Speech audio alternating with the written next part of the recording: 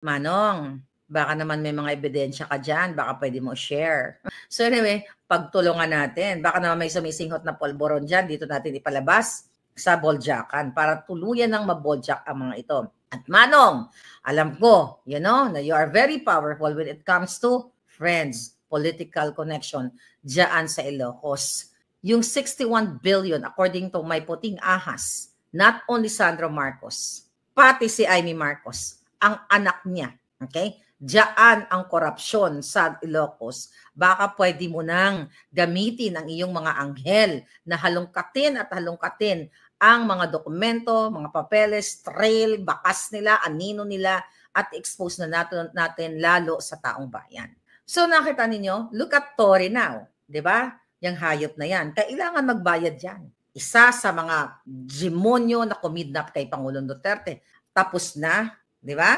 Tapos na ang silbi ni Torre. Asan ngayon si Torre?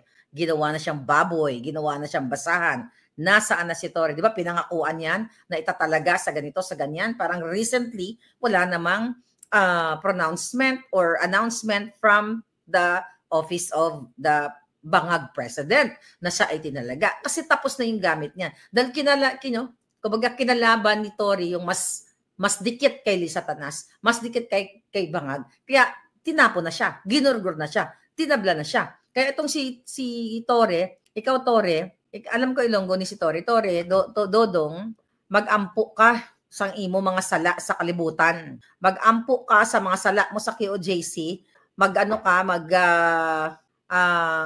natawag mag-sorry ka sa mga sala mo kay PRRD, nga ihambal mo tanan nga ikaw ay gingamit lang ni Bangag at ni Lisa Tanas. Ikaw ay napilitan lang kasi tagalogin ko na lang, kasi pinangakuan ka ng ganyang PNP chief, and look at you, nagtagal ka ba? Sabi ko nga, you are good as your last performance. Then after that, itatapon ka na. Evil performance. Tingnan mo, si Chavit Singson, wala nga ginawa eh. Diba? Tumulong lang yung tao. Pero anong ginawa?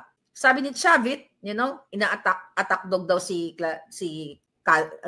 Castro. Manong, okay? Gusto mo ba ibigay ko sa'yo ang mga pangalan ng firm na binabayaran ni Lisa Tanas at ng Bangag Administration?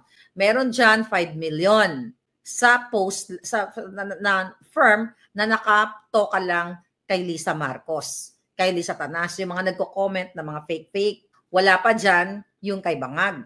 Wala pa dyan yung vault. Saan yung vault? Diyan sa PCO, Presidential Communication Office, na recently lang ay binuking yan ni Congressman Paulo Marcoleta na mayroon silang vault doon, may cash sila doon dahil pambayad nila sa kanilang trolls. Mga kababayan, dito na pupunta pera ninyo. Kaya nga, I hope you do something for your people. I hope you do something for your country, for your next generation. Dapat gumawa ng paraan din si Manong Chavit Singson dyan sa Ilocos, sa mga kaalyado niya, na pigain, okay, ang mga hayop na mga Marcos na ito. Manong, lahat ng mga Marcos, tinraidor ka. Si Chavit na rin mismo ang nagsabi, okay? Kasi inaatake siya ng attack dog. Ang tawag niya nga girl, nakakatuwa nga eh.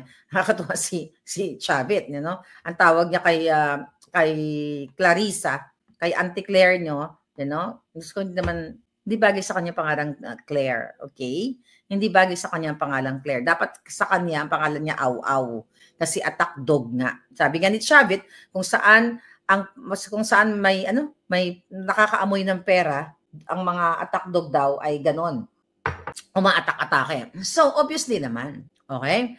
Dahil ang mga Ensimada vloggers, nire-share ko kanina, yung post, I think that was a day ago na, no? Ang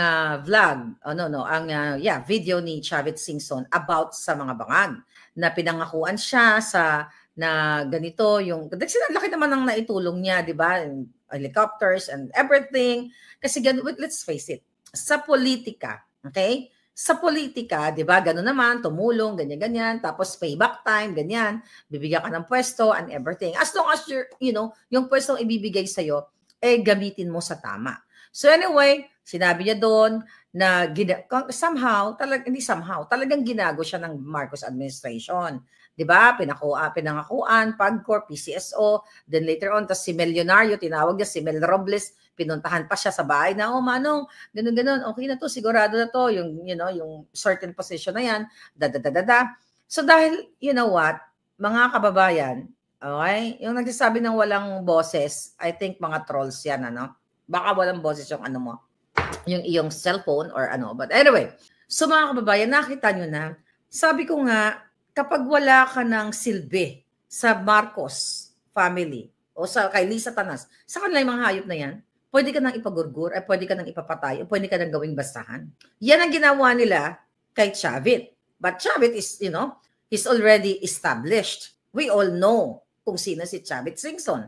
Kung tutuusin, hindi na dapat yan sa politika dahil he's just enjoying his retirement. Nakikita naman natin, travel, ganyan. Ang hobby na lang yan, namimigay ng pera. Diba?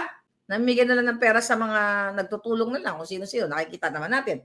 Ngayon, all out war na siya. Kaya, alam mo, ang ganda-ganda. Alam mo, sabi ko, alam mo, somehow, nagpapasalamat ako sa Diyos. Dahil hindi na lang ako ang nagsasalta ngayon. Lawit na dila ng lola niyo. 2022, sinumulan natin sa babaeng ahas, dun sa smuggling, Michael Ma, Sayarot, lahat. Wala. Although kayo, nandiyan kayo, you're very, reactive, nag-engage kayo, ini-echo ninyo ang ating mga chika. Ang tingnan mo, yung sinabi ni Manong Chavit Singson na tinawag niya si Robles ng Melyonario. Tayo naglabas nung video message ni Lisa Tanas Marcos na sinasabi niya kay Melyonario na nung binati niya ng birthday na sama-sama tayong maging milyonaryo. So subconsciously, 'di ba? Binabanggit ni Lisa Tanas yun kasi behind the scene, mga kababayan, ay talagang sila kumukubra ng pera ng bayan.